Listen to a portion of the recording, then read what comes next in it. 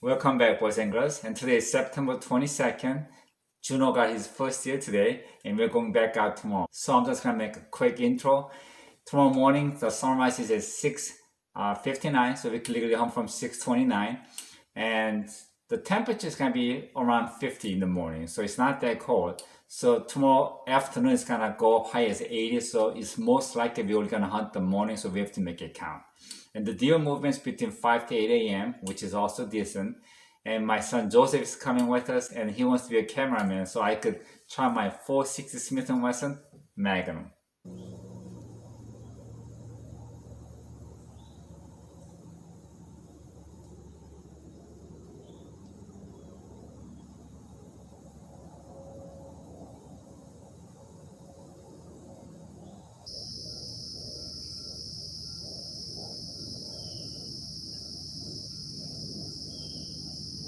It is 8:35 and it is very quiet morning.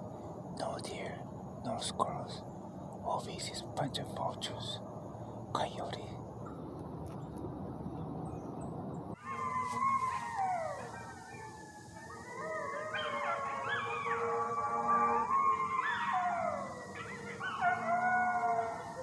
We have way too many coyotes. We need to control the population. I'm gonna shoot every single one that I see. Today is September 23rd, and we did not see any deer.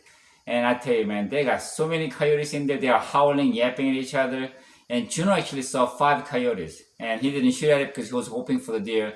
But that area used to be a prime area for me. But for some crazy reason, we got too many coyotes in there. We did not see that many coyotes in the past. So from now on, if I see a coyote, I'm gonna take it no matter what. We need to control some populations and save my deer.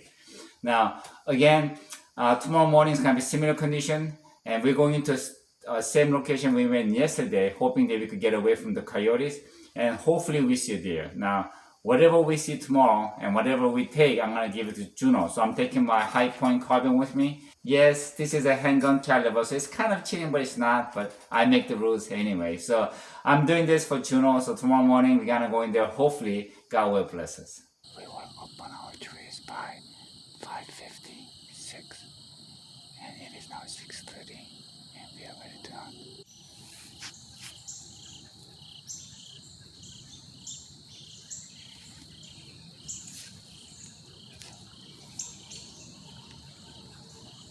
There's a squirrel above me on my tree, and it saw me and it's going crazy. I think it's cussing at me. He wants me to get off this tree.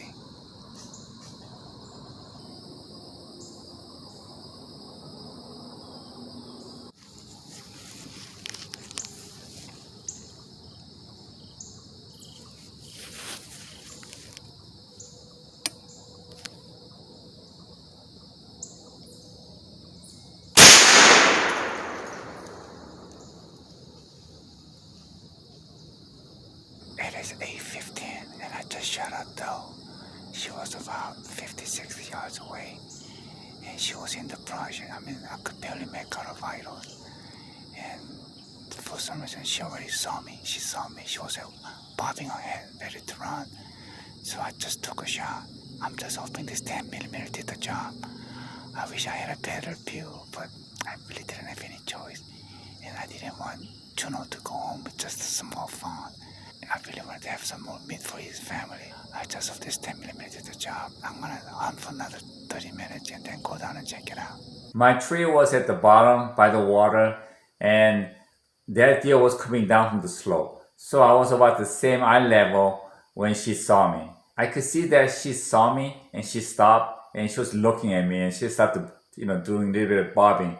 And I saw to the scope and I could see her clearly looking at me.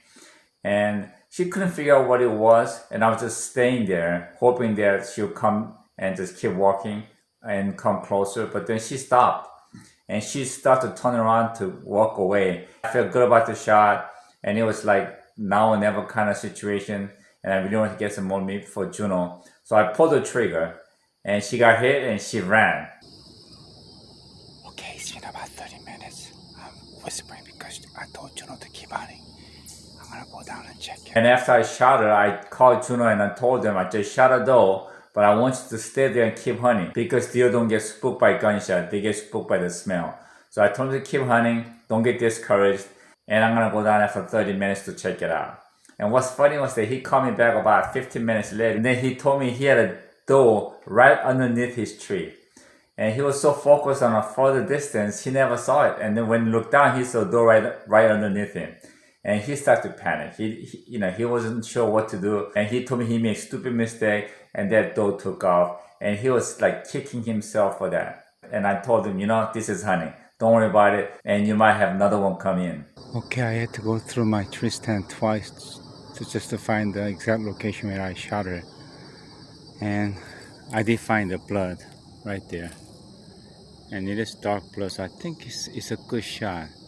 But finding a deer in this jungle, it's just gonna be a hell. I just hope I find it.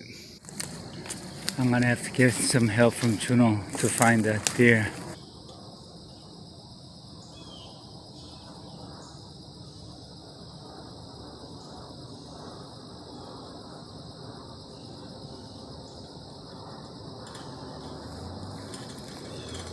I heard something from behind too, but I thought it was like squirrel because there were squirrel everywhere this morning. But I looked back and I was like, that's a deer. But it wasn't like far, it was literally right behind underneath me, you. like 10 yards, Mm-hmm. right there. And she didn't notice me yet. So I was like, okay, what do I do? But she was just staying there for a little bit.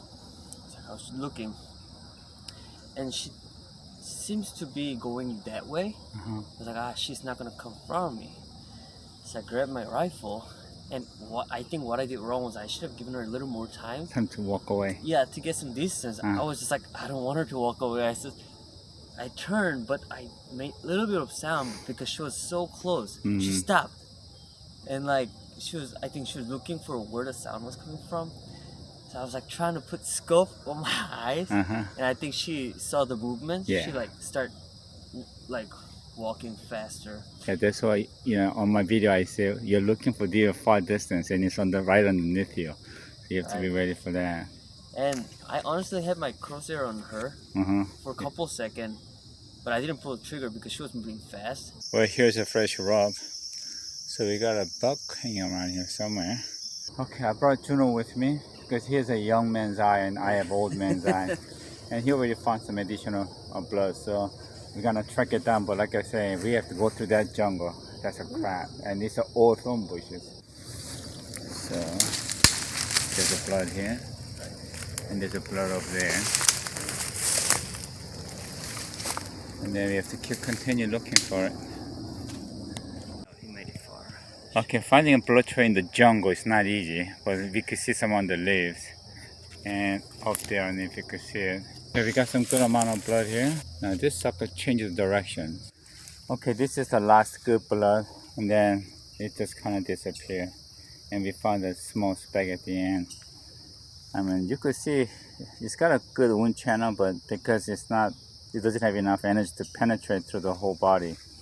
I think the wound closed up. Okay, this is the last blood that we found here, and this is where it ends.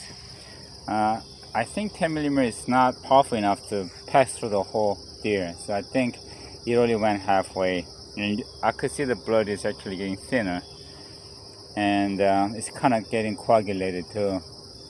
And beyond there is somebody else's property, so I can't really go beyond this unless I get a permission. I know that doe was a mature big doe because I saw the body in her, and at first I thought it was a buck. She looked so big, but when I looked through the scope, it was a doe.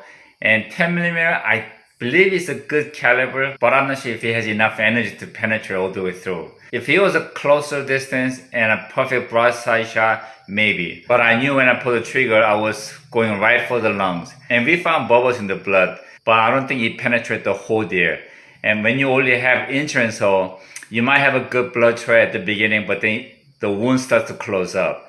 And like today, at the end, there was no more blood, and it was also the end of our property. So in Virginia, it's tough because you can't go into somebody else's property, and they're very sensitive about it.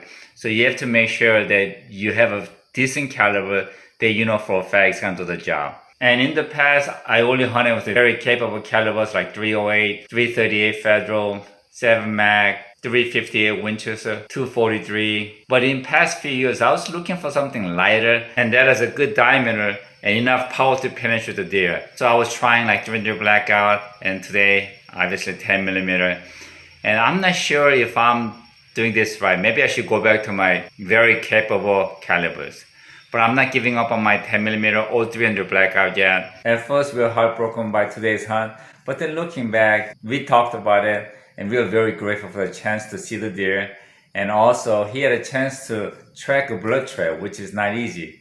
And he learned how to do that. And he also learned when to give up. And he also learned why the shot placement is so important and why selecting a proper caliber is also very important. And he also learned to field dress the deer, process the deer, and butcher the deer. And now he went back home as a hunter. And he has a story and knowledge to share with his friends. And he was already planning the future hunt as well. And Illinois, where he lives, they don't allow any firearm. They could use archery, and they do allow crossbow. So I actually gave him one of my crossbows that I don't use anymore, but which has a great sentimental value. It was a gift from my kids to me on the Father's Day, and this was like 17, 18 years ago.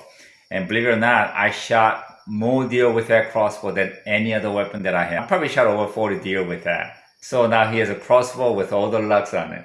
And lastly, like always, thank God for what you have. Enjoy life with what you got, but mostly remember, it's not how successful you are, it's the experience and what you learn from it. See ya.